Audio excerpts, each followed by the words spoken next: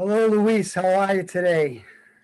I'm doing all right. It's nice to see my friend Brian again. It is good to see you too. It's been a very long time. It does seem like it's been a long time. Yeah, it's longest 2 weeks of my life.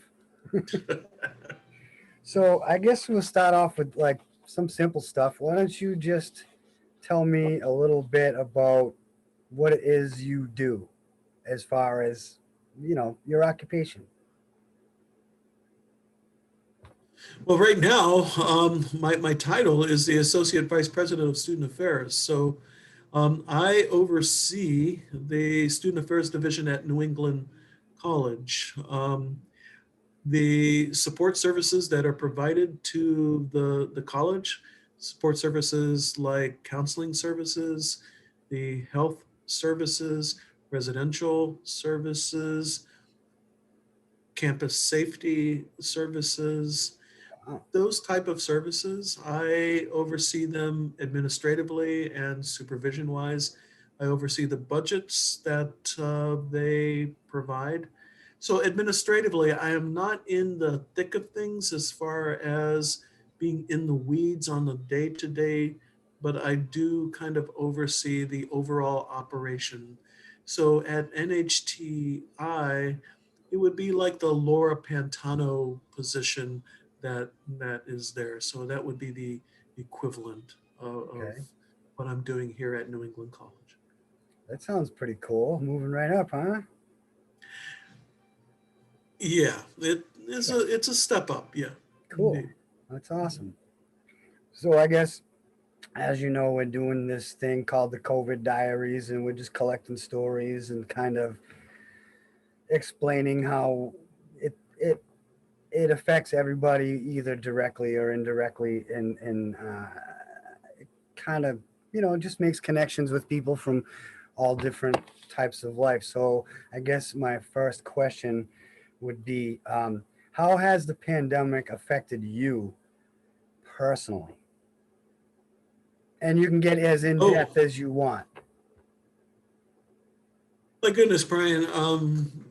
There are there are a number of experiences that I've had in my life, like relational experiences, having children. This is certainly in the tops. This experience has really had a significant impact, and it continues. I'm not sure how this all will what the outcome will be, Brian. For this past year has lacked precedence in my life as far as the level of disruption. So it has impacted my relationships. It has impacted my work. Um, I have not been able to see my children. I have two children. I have not been able to really have any contact with them. My friendships, I have moved about. I'm not from New England. I'm from the Midwest. I've lived out on the West Coast. I've developed relationships across the country. Fortunately for the internet and like Zoom, I've been able to see people and have some contact, but I have been disconnected in a flesh and blood sort of way with people that I care about. Um, there have been people that in my family that I have cared about, that have been impacted by this, and a few that have died by COVID-19. That so uh, yeah, there are things that have happened in my life that have been quite serious, that have had a huge influence, that have shaped me. But COVID-19 this year, my God, it has had a huge impact, and still to this day. Like, how is this all going to spill out? We have this vaccine, and we have this idea that, oh, this vaccine will fix everything. To be honest, I am not sure. I'm not sure what's going to happen in September. I'm not sure what, if you and I are going to be talking a year from now, if we can say, oh, You remember that COVID-19 back, just a few months ago or 6 months ago? Wasn't that crazy shit, I'm not sure that we can say that, Brian. So in a way, it scares me. And I'm a person who is 61 years old. A couple decades left in this old man's life. Is COVID-19 going to dictate the rest of my life? Those are kinds of questions that I have. Like, wow, COVID-19 may shape the rest of my life. Some Yeah, scary business. it really Some is. scary And you're business.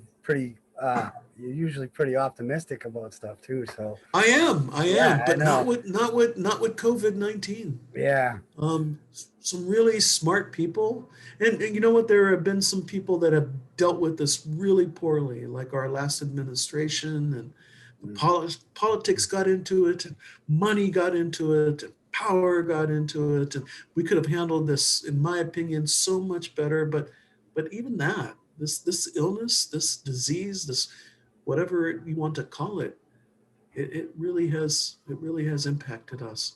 It has impacted me.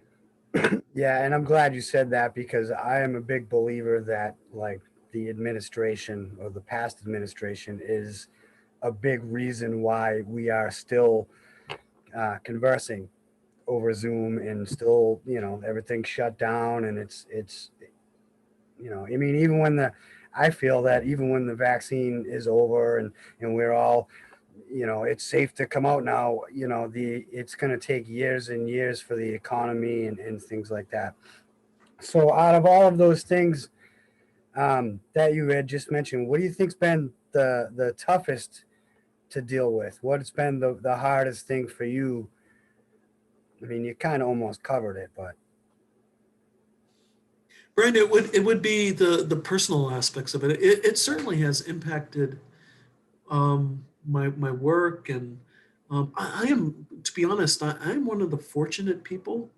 I am, despite the color of my skin, and I am privileged in that financially and my work, it has impacted me, but not greatly. I look around me and I see people who and some of our students, like when I worked at NHTI, some of the students there, jobs lost and um, not sure where they were going to live because they weren't going to be able to pay their rent, pay their bills. I have been really fortunate financially that I've been able to maintain my work. My God, as I noted earlier, actually, I've gotten a better job yeah, financially. And so, in the midst of the COVID-19 crisis, I've actually moved up. Um, what has been the greatest impact has been personal. It's been family. It's been my friends. It's like I'm stuck in. I'm fortunate to have a home, but I'm a social person, Brian. As you may know, I like yeah, people. Our dear friend Laura, I can't see Laura. I can't hang out with Laura. I because what COVID-19. Because we might infect one another. I might infect her. She might infect me. We can't go hang out at Gibson's or someplace like that. I haven't, yeah. again, seen my family, my kids. Um, so personally, relationally, connection wise, that has really hurt. That has really been the hardest part for me. Yeah, yeah, that's understandable. All right, so let's change the gears a little bit. Have you gotten a chance? Because you may, I don't know what I know you just started this new job and all, but uh, you've had more time to be at home. So have you gotten a chance to do anything that maybe you've been putting off that you wanted What to do? what's Oh, Brian, what's been a good thing Yeah, is that I have been able to write more. So I have, as you know, I was the co-advisor to the I, so I have an interest in writing and poetry, and so I have spent more time here at home which means that I've had a little more access to my desk here and a little access to writing. I've also had an opportunity since I am home to take breaks and walk in the woods and spend some time among the trees and the critters out here. I'm sitting here looking out at the snowflakes that are falling from the sky. So that has all been a gift in this darkness that COVID-19 has brought. So to flip it, it's given me an opportunity that if I was doing the 9 to 5, 9 to 6, sometimes 9 to 7 at NHTI or at this job, being home has given me a little bit more flexibility that, wow, I could pull out my journal. Wow, I just got an idea to do some writing in that journal and work with that piece. I've been able to do that. And that's been a good thing. Yeah, that is a good thing. It So, is a good it's thing. not all, I mean, it's small in comparison, but it's, so like, what has been the most rewarding or something positive and unexpected that might have happened as a result of all of this? If And anything. it would be that. Yeah. I also I thought that this whole Zoom thing, like what you and I are doing, was was going to be shallow and electronic and um, nothing compared to what would be in real life, like flesh and blood. You and I in that office, or you and I in a coffee house, and it is true that it's not quite real, but one of the things that have come from this is that, you know, there is something to this, that there is a level of connection that can happen through Zoom or through this electronic media that we can still share. I could see your face, you can see mine, I can hear your voice, I can see your eyes, you could see my eyes. I can still sort of have this kind of something that feels real. Yeah, I didn't think that it was going to be, we're no, not no, covered no, up with a mask. Ryan, I didn't think it was right. I didn't think it was going to be real, but it is real. Like I see you and you're real and you see me and I'm real. And so that has been sort of almost magic. Like, okay, this is okay. Yeah, Like I can connect with, it's better than an yeah, it's email or better a phone than call. it's better. No, it's better than the old phone call from in the old days, like I'm old enough, like, yeah, talking on the landline Connected kind to of the thing. wall, yeah. Yeah, no, indeed. So this has been a surprise and a good surprise that there is something that can still happen here that is real, that I can feel something. Like when you were talking about some of your frustrations earlier, when we were just talking about your experience, I can resonate with that and feel those things. And when I was joking with you, that was real. So that that was a surprise. That's a good thing. Yeah, I mean, there's two sides to everything, I suppose. So, how do you think, and you kind of touched upon it a little bit, but how do you think people are going to maybe approach each other or interact with each other after this is all, oh, it's safe to come out now. We can all come out of our holes. I mean, there's definitely been some standoffishness with Brian, people on the streets. hell, I do not know. It's an interesting piece, and it's something that I think about. It's easy to say, "Oh, we'll just go back to the way we were," and I don't think so. I think that this has changed us, but I do not know how. I think that we're going to come back to one another in somewhat of a different way, but I don't know how it's going to be. it's going to be somewhat different, but I don't know. Not dramatically different. We'll kind of go back to just the way we were. We may indeed forget, oh, COVID, that weird time, that that year or 2 years that we went through that. This has changed us, Brian, but I'm not exactly sure completely how, but it has changed us. And you and I, when we are on the other side of this, you and I are going to interact with one another in a different way. Is it better or is it worse? Is it closer or is it more distant? I do not know, but we will discover it. It'll be different though. Hell if I know, Brian. Hell if I know. But I do believe that this COVID-19 thing has been profound. Profound. Donald Trump thought, hell, this is nothing. No, this Well, is there's a really lot of people who still feel like it's like it was nothing. it No, doesn't this exist. is It's a hoax. this has really been something. You know, This and is it's Brian. This is we'll be talking about this decades from now. ugh, That this has changed. No, it we'll be I'm talking tired of about talking it. about it. You know what, my friend? We'll be talking about it because it has changed us. Yeah, It has changed us. yeah, yeah, and it's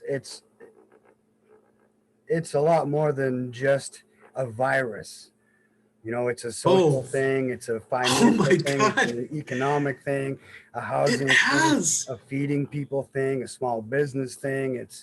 It's just so huge. And you know, Isn't it, Brian, when you think about it, isn't it so profound that this microscopic thing that we cannot even see? Have you seen it? We have not seen it. I have not seen it. But it has changed us as humanity. It has changed us. The whole globe, this thing that we have not been able to see. You and I have not seen, but it has changed you. It has changed me. It has changed the way that we relate to one another. You and I, we cannot do this thing. We should be sitting in a coffee house in Concord right now, sipping coffee and having this conversation. It has changed this. We yeah. cannot see it. It is so, so powerful. It's just amazing. Just Yeah, that's one of my simple pleasures. One of my favorite things to do is to go, and I can go with my laptop and a notebook, and I can sit in a coffee shop for 4 hours and write and read, and you know, I get a lot of work done in the coffee shops, and I really miss it. It's been, we're coming up on what, another week or two, like here. a whole year of being closed and shut down, and it's pretty terrible. So what are some of what are your hopes for the future in the wake of COVID-19? It's an interesting question. I don't know if I've really thought too much about this. I do hope that that this is somehow behind us. I miss um, connections. I miss my family. I miss my kids. I miss not worrying about the possibility of being infected and infecting you.